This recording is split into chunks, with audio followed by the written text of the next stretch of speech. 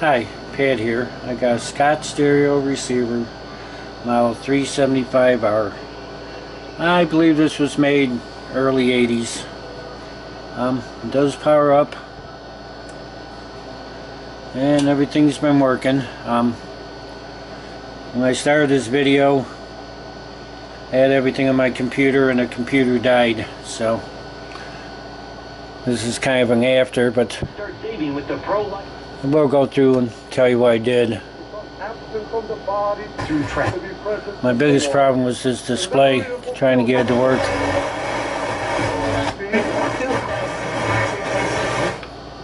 But all in all, looks pretty good. Top's pretty good. Both sides are good. So we'll take a tear down of it and show you what I did to it. Here's the inside of the stereo. I did replace the big filter caps. They were 10,000 microfarads, I went up to 15,000. And I recapped the power supply board in here.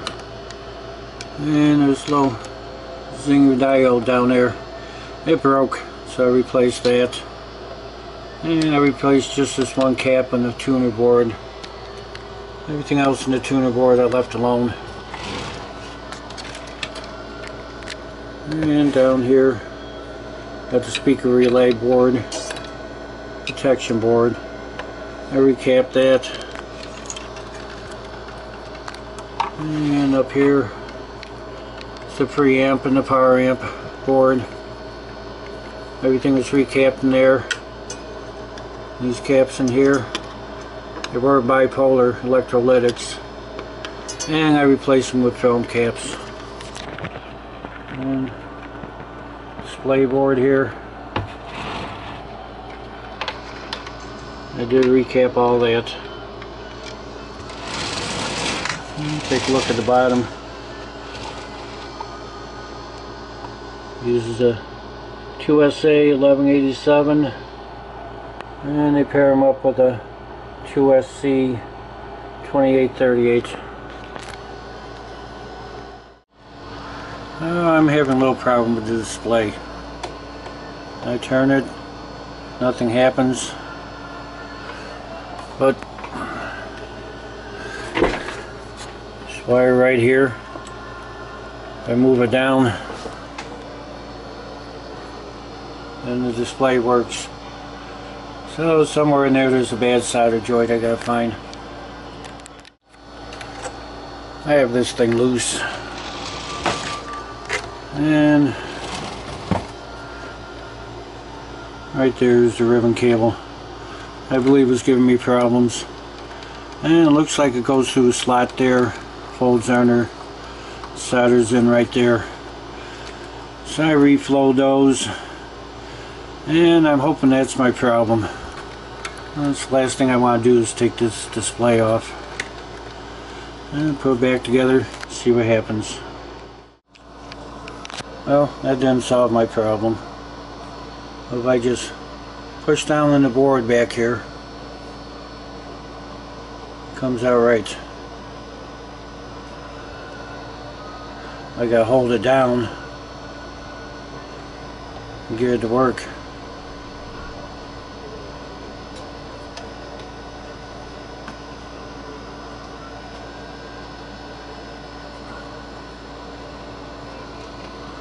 So somewhere in there, there's a bad solder joint. I just can't seem to find it yet. I'm going to start reflowing these ribbon cables. This time I took the solder off. I'm only doing half at a time just so I don't lose the ribbon cable. And I'm going to reflow it. And if that doesn't work, you start reflowing a lot of other things. I got my test equipment hooked up. Got my dummy loads back there. A couple meters, set the AC. And I got my scope here. And I'm putting in 180 millivolts in the auxiliary. So let's turn it up all the way. Let's volume up all the way. And just a slight clipping at the top. Knock that back a little bit. And I got 25 volts in both the meters. And you do the math, 25 square divided by 8, that comes up to 78 watts. It's pretty good for a stereo that's rated at 65 watts. I got everything back together, and I got a record spinning right now.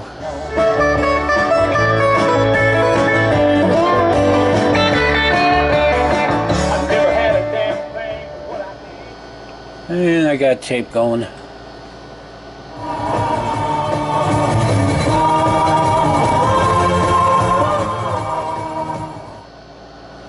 And switch over to FM. Display comes on.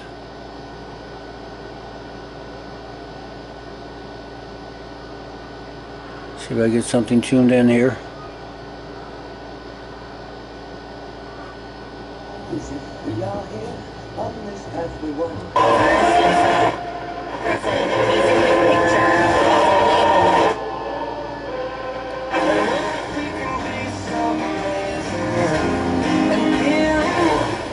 I'm Ryan Burke, I'm the Exciter Maker at Angry Orchard. I wanted to make